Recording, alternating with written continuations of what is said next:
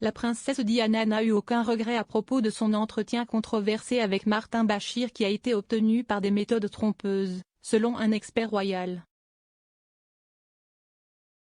Dans une nouvelle biographie sur la défunte princesse de Galles, un biographe royal a déclaré que la représentation de rusée Diana comme une victime vulnérable de la manipulation des médias est offensante.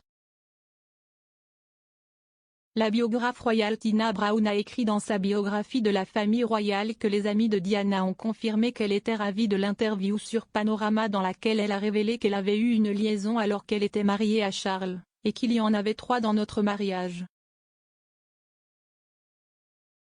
En référence à Camilla. Les amis de la princesse de Galles ont également noté que Diana n'avait pas de mauvais mots à dire à propos de Martin Bashir bien que l'entretien ait été obtenu sous de faux prétextes.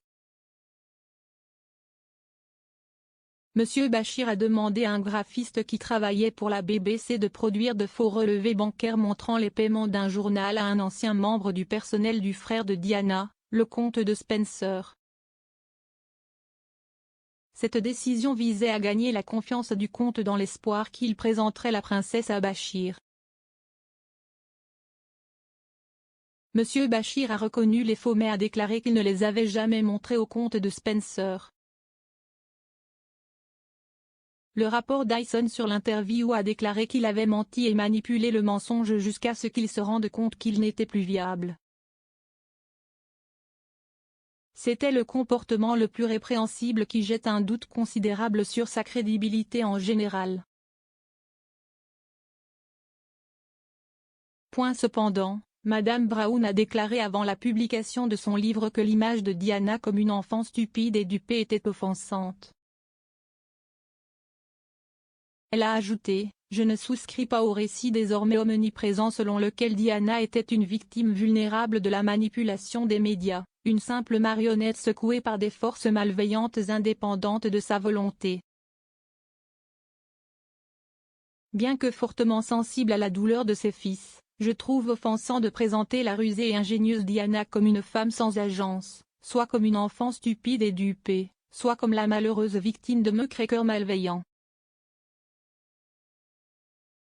Les commentaires du biographe sur l'interview vont directement à l'encontre des propos de la famille royale qui ont publiquement fait honte à la manière dont l'entretien a été sécurisé et à l'entretien lui-même.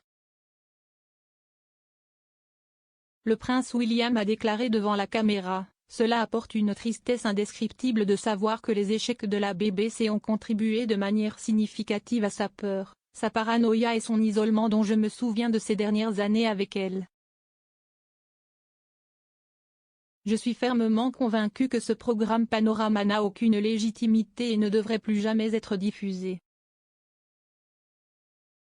While strongly sympathetic towards son pain, I find it offensive to present the canny, resourceful Diana a woman of no agency, either a foolish, duped child or the hapless casualty of a malevolent muckraker.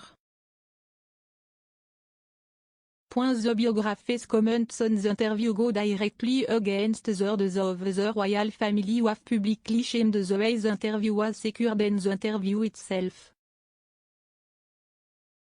Prince William stated on camera, "It brings indescribable sadness to know that the BBC's failures contributed significantly to her fear, paranoia, and isolation that I remember from those final years with her.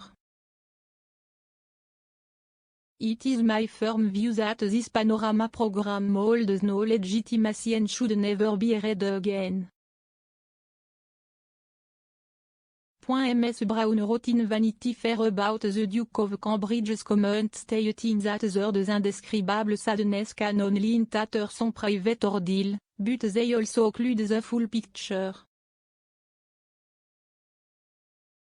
Gulul Albany previously dated the princess and told Ms Brown that Diana said she had no regret about the interview and made clear that she had said exactly what she wanted to say on camera. Ms Brown added, her purpose was to frame herself to the British public a betrayed woman before an increasingly inevitable divorce from Charles.